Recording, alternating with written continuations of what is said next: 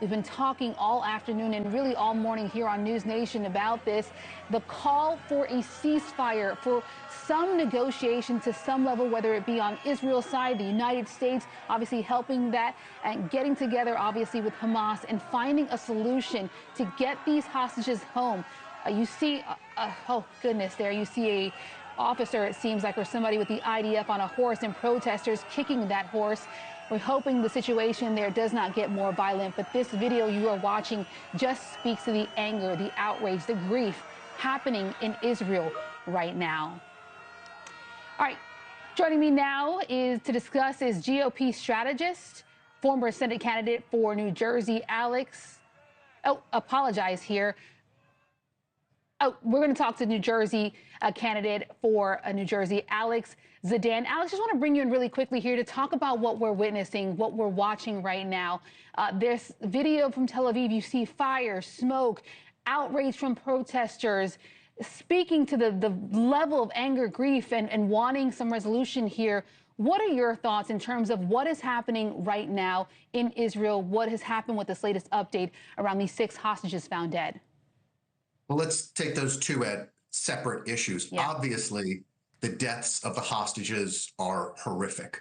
I grieve for each one of those families. We saw that footage that you showed earlier about the family that spoke at the Democratic Convention. Just a few weeks ago, they were hopeful that their loved one would return home, but instead, that loved one was barbarically and brutally murdered by Hamas. The latest information indicates that the killing may have taken place 48 to 72 hours ago. This is a deliberate and provocative act by Hamas. President Biden saying that Hamas leaders will pay. They should pay. Separately, you're seeing in these images and in the reporting that we've got out of Israel over the past few weeks, the tension in a society that, yes, is at war with Hamas, but there is conflict within that society over how best to do that. That includes a possible or a reported shouting match between Benjamin Netanyahu and the defense minister during the war cabinet meeting, the divisions and separations in Israeli society over how exactly to continue to respond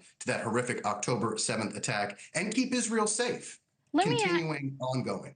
Let me ask you this, because we just read a few moments ago that former President Trump just responding, and one of the things that he has said that if he was president, this would have never happened. Do you think that's true? What are your thoughts in terms of how things would be different under a different administration? The answer to that question is unknowable. True. Obviously, we're going to have a new administration on January 20th of 2025, one way or another. I certainly hope it's a Trump administration, but either way, whoever occupies the Oval Office come January is going to be faced with an ongoing conflict in the Middle East. And we've got to remember, too, Hamas and Hezbollah are not the only players here. The specter of Iran, and even behind Iran, Russia, is looming very, very large. Don't forget, we are still potentially bracing for Iranian retaliation for killings that Israel conducted. They've been rattling the saber strongly, but nothing major has come yet since that attack in April that fortunately Israel was able to repel. I think that a lot of national security folks want America to be more focused on the Pacific, but obviously the Middle East is still a powder keg. What about this? So let me ask this another way really quickly here.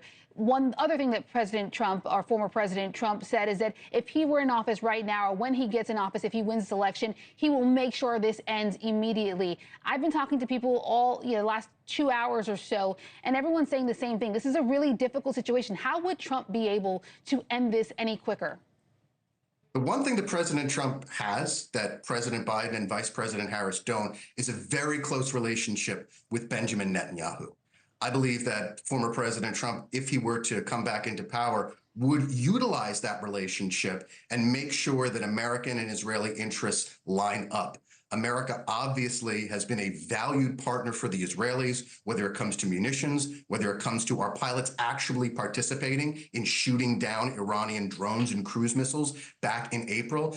That relationship between Israel and the United States is more important than ever. And I believe that President Trump is in the best position to maximize that relationship, to keep Israel strong and safe and America strong and safe because of that close relationship that he has had for a very long time with Benjamin Netanyahu. Thanks so much for watching. Go to joinnn.com to find News Nation on your television provider. And don't forget to click the red subscribe button below to get more of News Nation's fact-driven, unbiased coverage.